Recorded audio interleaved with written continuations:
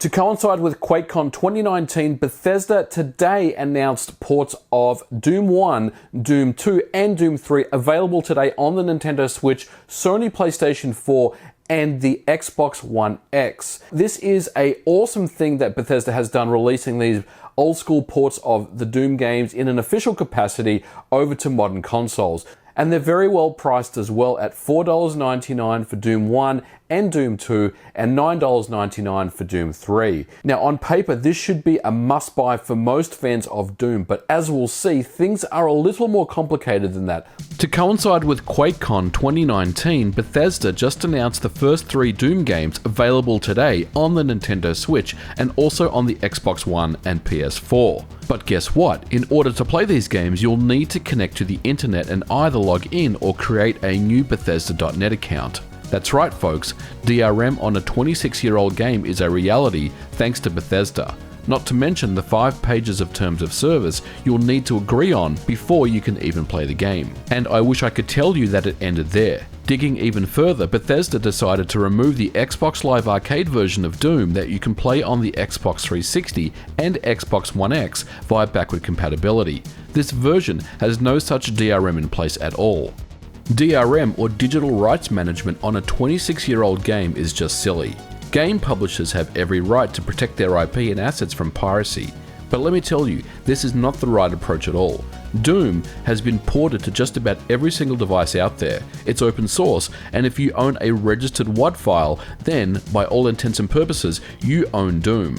I own more copies of the game than I can even remember. $4.99 for a Switch port is perfectly fine, but needing an internet connection to validate and link a Bethesda.net account to your copy of Doom is downright insulting. This is another example of digital games that work fine today, but when Bethesda.net decides to go down forever, is the day that this game will no longer work. The ports of Doom 1 and 2 themselves are quite good. They look great and play well on the Switch in both handheld and docked modes with local multiplayer and cheats as well.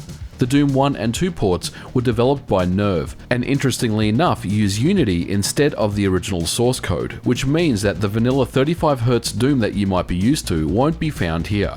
Aside from the terrible DRM, my biggest issue is that the music has been slowed down for no real apparent reason at all. Here is what it should sound like.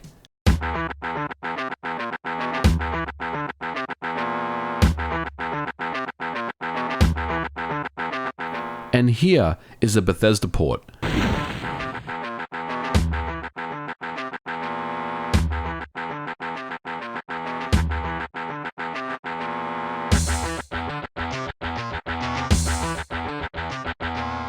To illustrate further, here's the first level of Doom 2.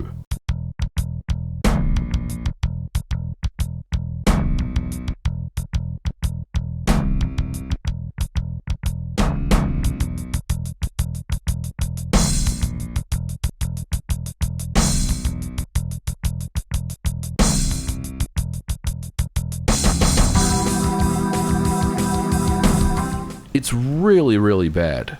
Doom 3, on the other hand, was ported by Panic Button. Known for the Wolfenstein and Doom 2016 ports to the Nintendo Switch, they are the masters of getting Doom games to run.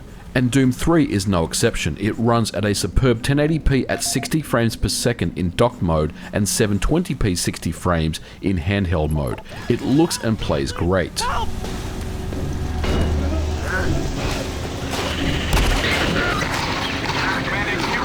Situation on level 1.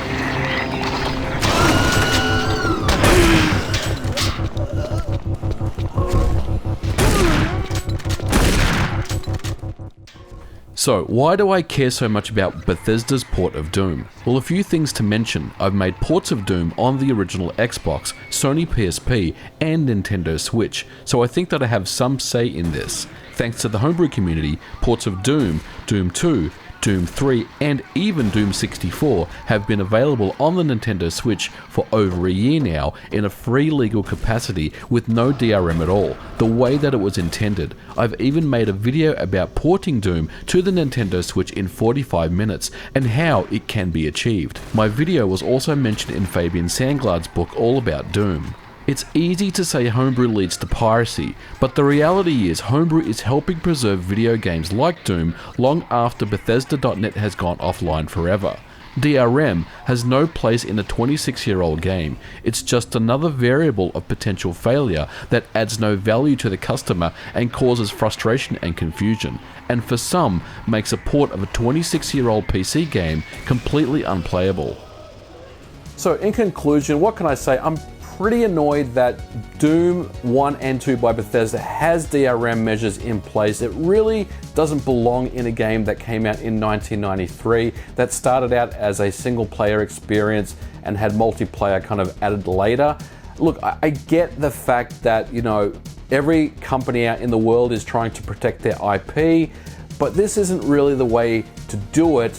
And it's just going to cause more headaches and frustration from customers. And I've already seen reports on Twitter about people that can't log in, or they're getting errors at the login authentication part of the process, which means that they've bought this game that they may or may not be able to play. Now, obviously, that, you know, it's a one-time DRM check, and once it's done, then you're good to go. And that's cool. You know, I do get that aspect of the game, but at the end of the day, guys, DRM has no business being in any game that came out in the 90s, let alone Doom 1 and 2. And really, Bethesda should know better and just go ahead and remove the DRM checks from the particular games themselves. Now, Doom 3 was developed by Panic Button, and that's a different animal, and it has lesser restrictions on the DRM itself, but it is still in place.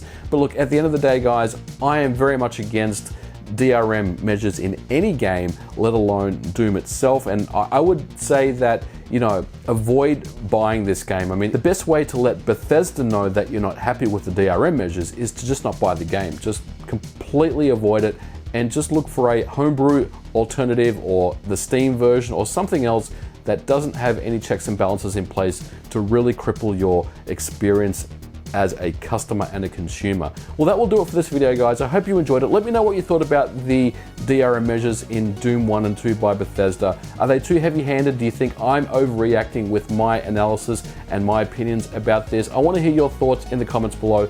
Don't forget to like and subscribe, guys. As always, if you like this video, leave me a thumbs up, and I'll catch you guys in the next video. Bye for now.